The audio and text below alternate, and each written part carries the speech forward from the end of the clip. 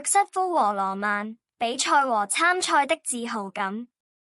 終點線終於出現在約瑟夫和羅曼面前，他們穿過呂貝龍的山丘和壯麗風景來到這裏的路，現在似乎變得更短了，因為他們已經接近目的地了。當孩子們衝向比賽終點時，人群在那裡歡呼雀躍。約瑟夫從一開始就處於領先地位，但他感覺到疲勞感襲上心頭。他已經竭盡全力，雙腿痠痛，但終點線已經近在咫尺。他看到志願者們舉起手臂，示意比賽即將結束。他心臟怦怦跳動，更加賣力，決心奪得第一名。但突然間，他的腦海裡閃過一個想法，這不僅僅關乎勝利，他對自己說，這也意味着永不放棄，堅持到底。他確實做到了，第一個衝過了終點線，但他還是做出了最後的努力，氣喘吁吁，臉上寫滿專注。而羅曼娜則花了不少時間，他沒有約瑟夫跑得快，但他按照自己的節奏跑。他知道無論處於怎麼位置，他都會堅持到最後。看到終點線，他感覺一股能量衝來。他慢慢地加速，但不是太快，享受着每一步，每一刻。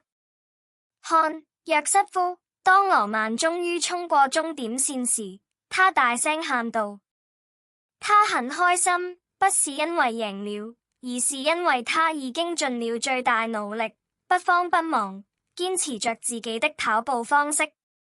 兩個孩子在終點線後找到了對方，面帶微笑，氣喘吁吁。約瑟夫臉頰通紅，氣喘吁吁，但他還是忍不住微笑。我成功了，我贏了，他興奮地說道。羅曼娜以他自己溫柔的方式回答道，而且我跑到了終點，這對我來說已經是一次勝利了。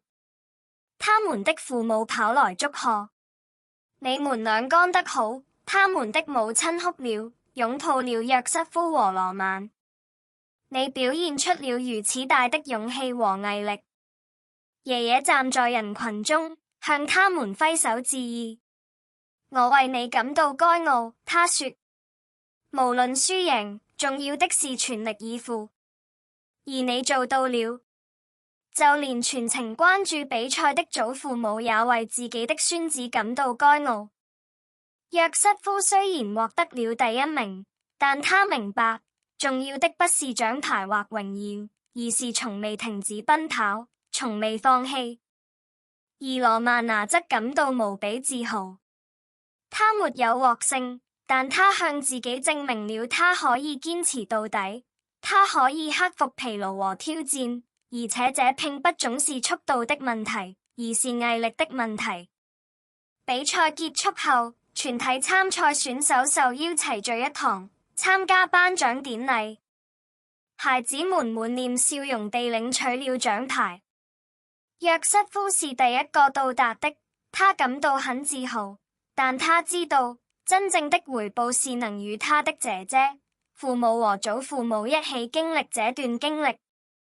梅內爾布市長向孩子們發表講話，今天你們都展示了勝利的真正意義，永不放棄，無論結果如何，都要勇敢堅持。約瑟夫和羅曼娜相視一笑。比賽結束了，但對他們來說，這只是新的冒險、新的發現和新的挑戰的開始。